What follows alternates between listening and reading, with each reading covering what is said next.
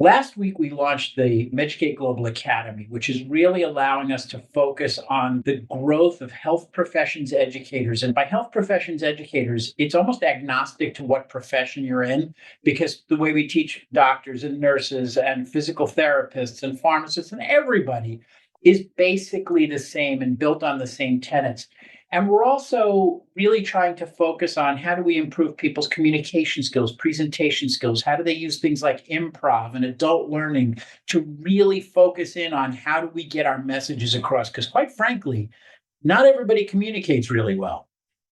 Hey, this is Jonathan Marks from Go to Health. I hope you're doing well today. I have a question for you. We know that doctors have a lot of information they share with us, but how do they get this information and how do they learn to share it effectively with you? Good question. This is the role of what is called continuing professional development, or CPD, in the medical profession.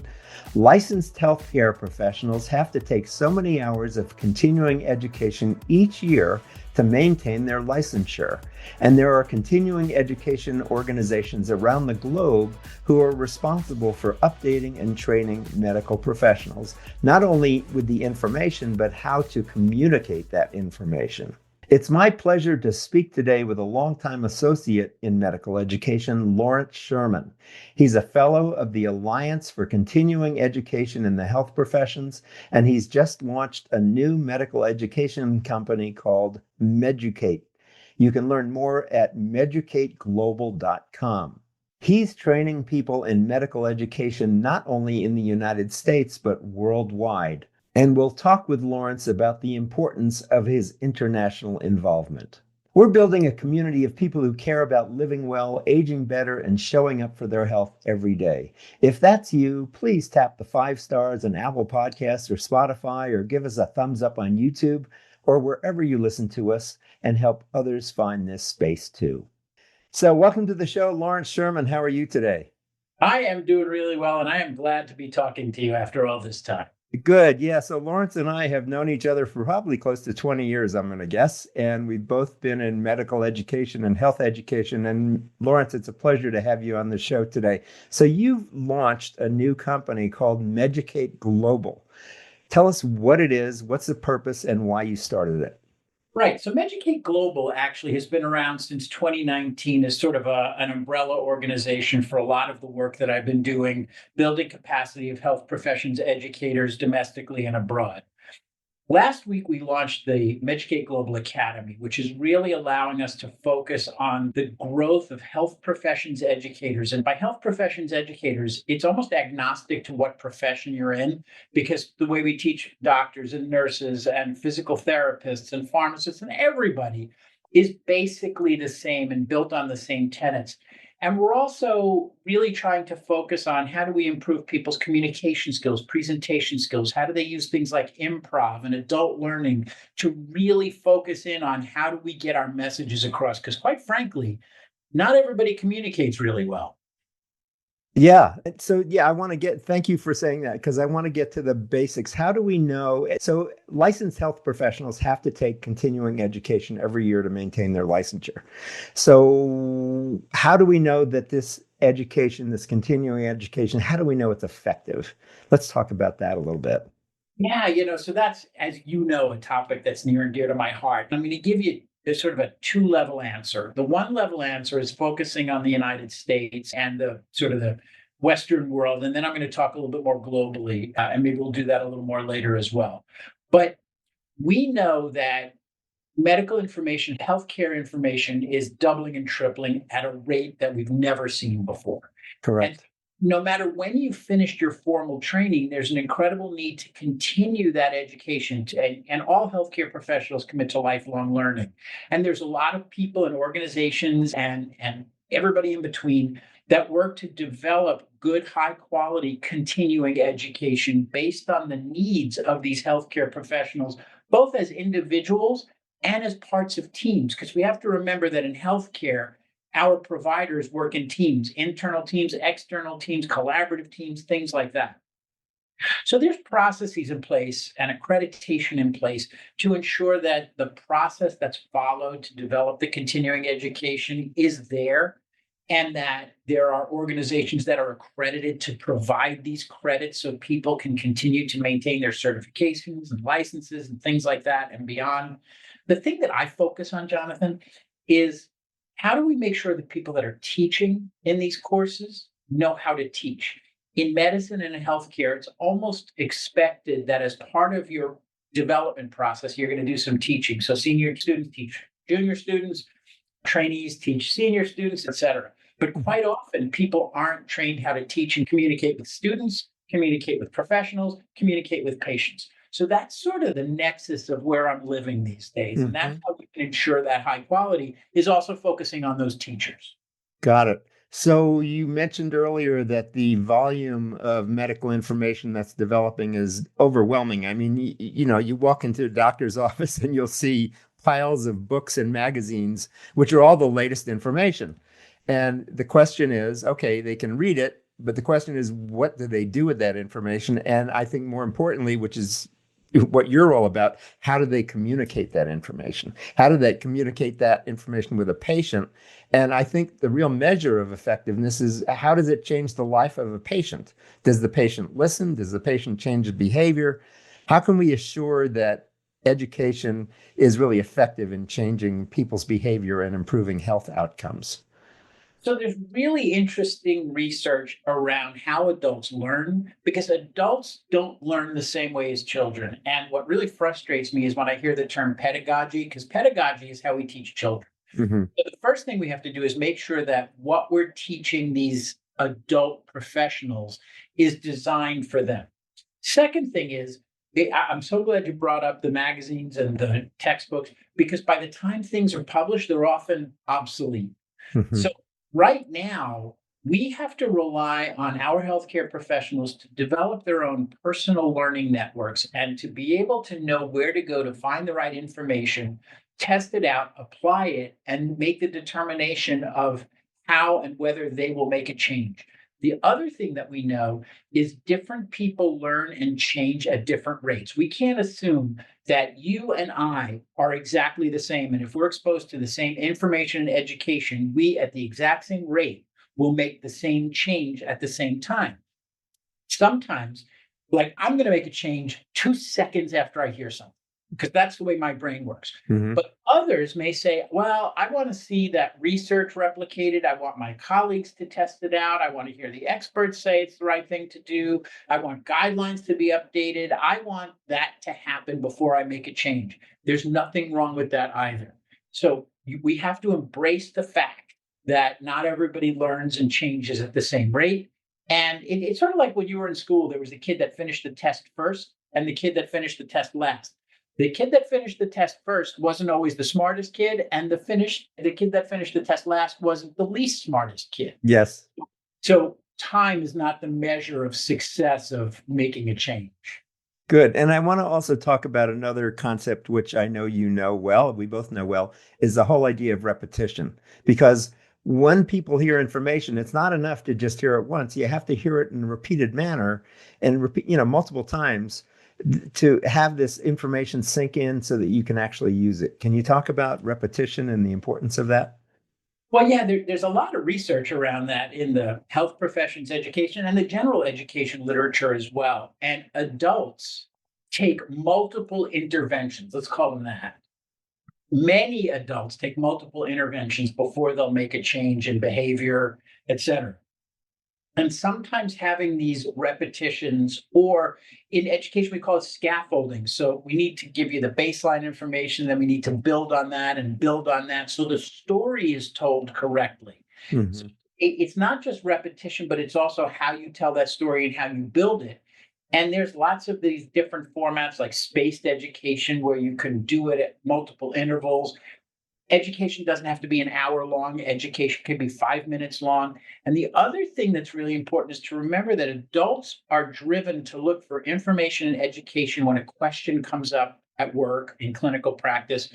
So what I like to say is the point of care has become the point of education. So sometimes people are seeking that information out directly, formally, by searching something, talking to a colleague informally.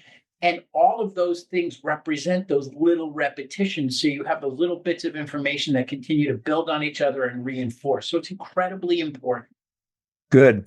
Can we talk a little bit about the provider and patient communication and how that is effective and what patients can do if they feel they're not understanding what their doctor's telling them? How can they get more effective information that'll be helpful for them?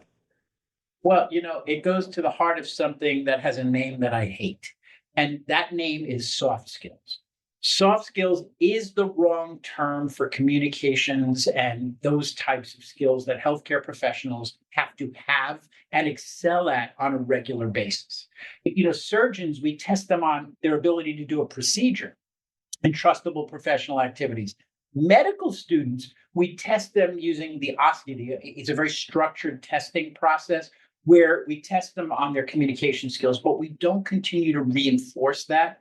And so we don't always ensure that our healthcare professionals are the optimal and ideal communicators. Mm-hmm. And it's true, not just in healthcare, just around the world. There are people that are great communicators and people that are not so great communicators. Right.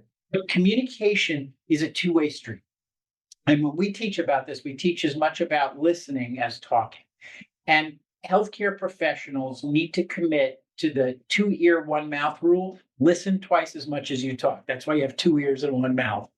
And patients and caregivers can also think about that. So take in what's going on, process it, and spit it back out. But it is their right to understand exactly what is happening and to question things. And today, even more than when you and I first met, when sort of technology was just emerging as a tool in education and healthcare, people are smarter.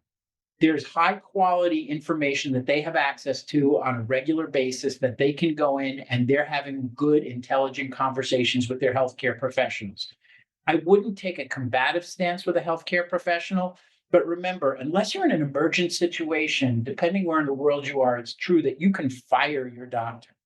And if you don't like the answer you're getting or the communication you're getting, have that conversation. Don't go right to firing them, but say, listen, I want to be a part. I want this to be shared decision making. That's a phrase that the patient should embrace. I want to be a part of the decision. I want to understand the process, and I want you to help me understand why it's the right thing to do.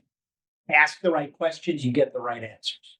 Good. Thank you. Now, Meducate is a global company. That's actually part of your URL. It's meducateglobal.com. If people want to learn more, they can go to meducateglobal.com. That's educate with an M in front of it, meducateglobal.com. Lawrence, why is this a global company? Why do we care in the United States about health communications or healthcare effectiveness in other countries? Well, I consider myself a global citizen. And I have spent the better part of my career working not only in the United States, but all over the world. And it's because the same needs exist in healthcare professionals and in patients and everybody in between in all of these places. It's not like saying, here's what we do in the US, here's what you need to do in X or Y or Z. Every country has its own context-specific needs, et cetera.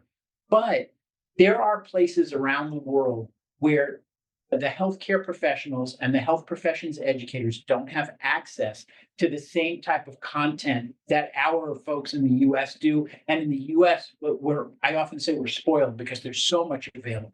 Right. And there's a big part of what I have done over the last few years and what I'm trying to do in building capacity of appropriately trained health professions educators. And a part of the ethos and DNA of the Meducate Global Academy is a giving back model. So for every contract that I sign for doing work, I am donating a training webinar to organizations domestically and internationally that are resource constrained. So charities and other organizations that don't have the ability to pay for this themselves, I want to be able to get it to them. So it's a giving back model. It's sort of like the Bombas model of health professions education. For every pair of socks you buy, we'll donate one. I just like that model. And at this point, Jonathan, it's, we have to make a living, but we should want to make a difference.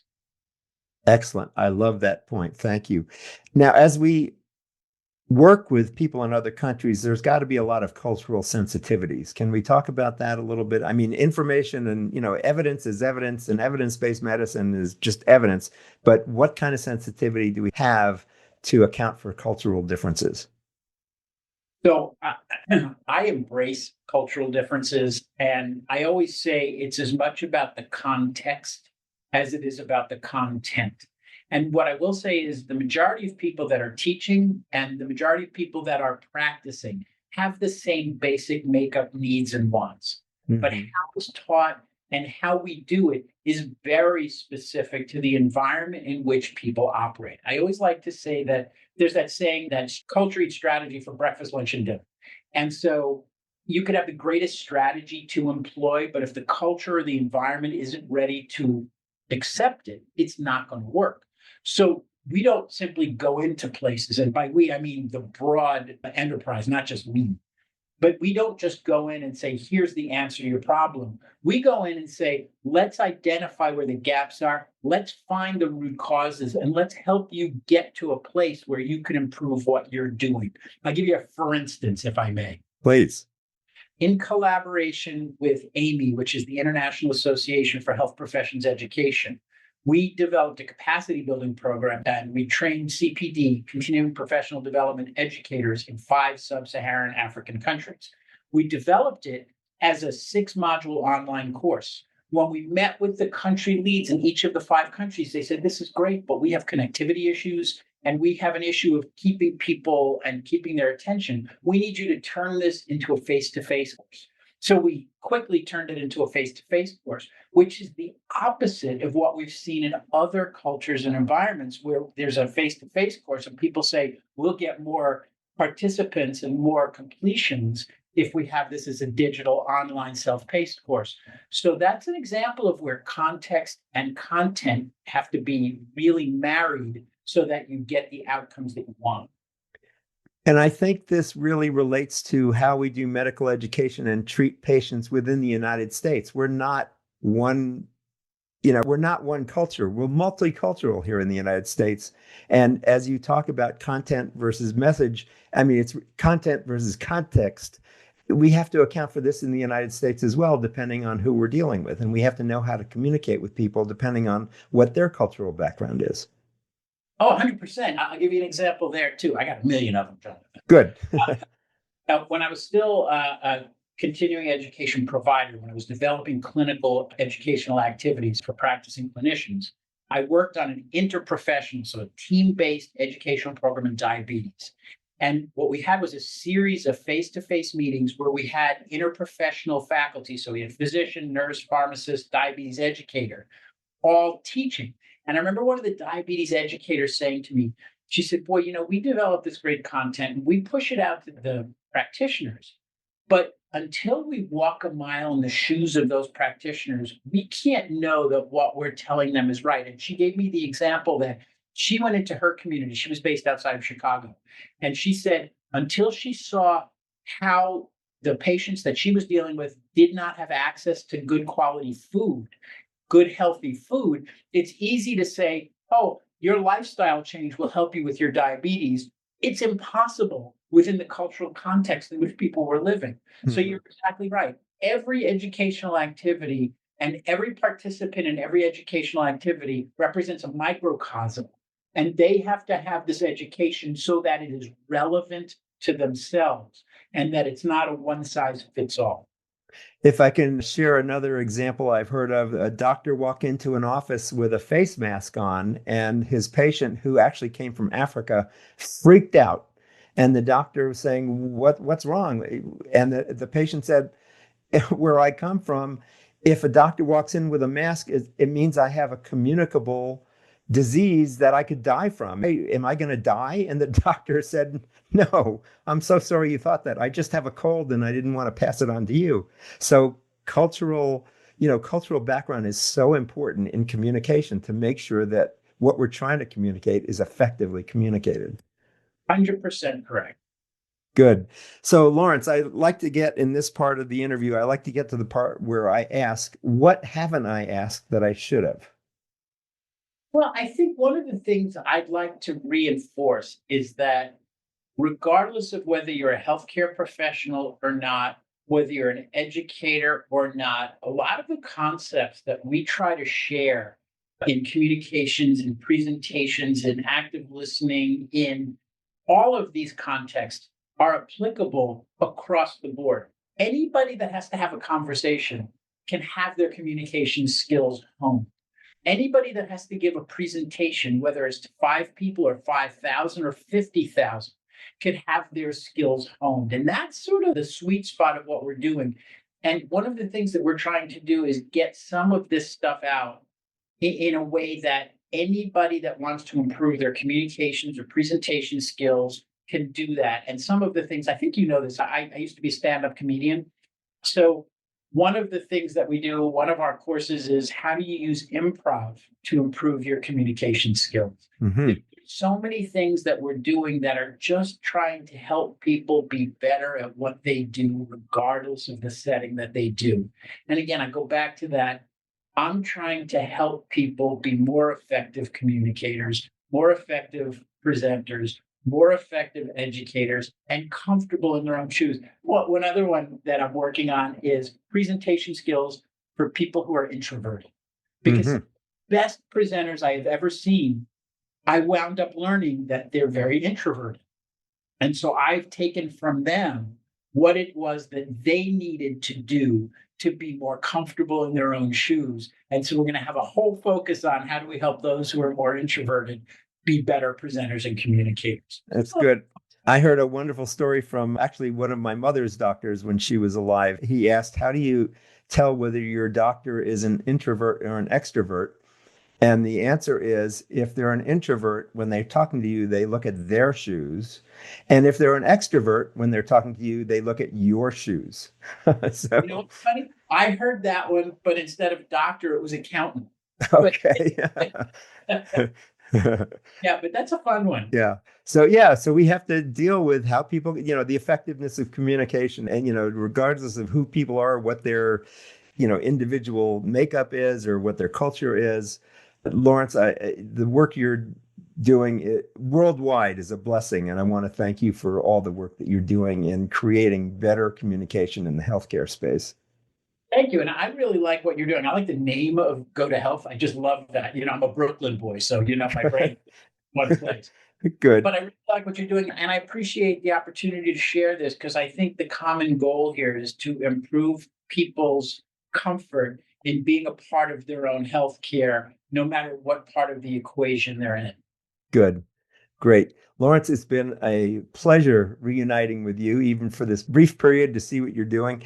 We've been talking with Lawrence Sherman. He's a fellow of the Alliance for Continuing Education in the Health Professions, and he's just launched the new medical education company called Meducate. You can learn more at meducateglobal.com. Before we go, just a quick reminder, if you liked what you've heard on this show, please leave us a 5-star review or a thumbs up on Apple, Spotify, or YouTube, or wherever you're listening to us. It helps keep this content free and reaching people just like you. This has been Jonathan Marks with Go to Health, and as we say at the end of every show, go to health. Take care. God bless. We'll see you again next time. Bye. Thank you for tuning in today to Go to Health. You are one of almost 10,000 people per day who enjoy the evidence-based health information offered by our guest health experts. You can watch us on our website and YouTube and listen to us on 8 podcast networks. Be sure to join Jonathan Marks in our upcoming shows each week. If you like our show, please share this episode with your friends and colleagues. You can subscribe to the show, join our email list, send us feedback, browse through the online store, and view our library of over 150 shows at gotohealthmedia.com.